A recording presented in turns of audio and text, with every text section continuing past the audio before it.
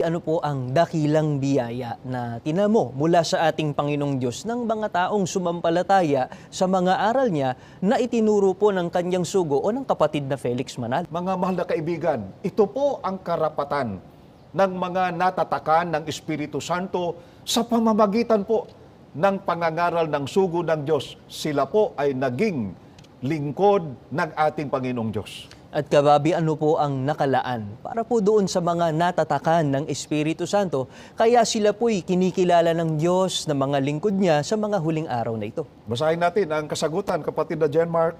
Kayo may naging bayan ng Diyos nang kayo'y manalig sa Kanya, matapos ninyong marinig ang salita ng katotohanan, ang mabuting balita na nagdudulot ng kaligtasan.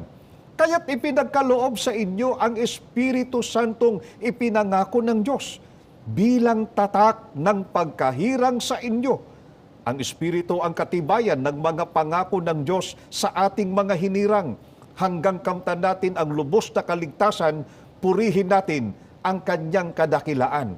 Ang tatak na Espiritu Santo ay ang katibayan po o garantiya na ang tao ay kabilang sa bayan ng ating Panginoong Diyos. At kapag ang tao'y kabilang sa bayan ng Diyos, sapagkat natatakan ng Espiritu Santo, magtatamo po siya ng kaligtasan.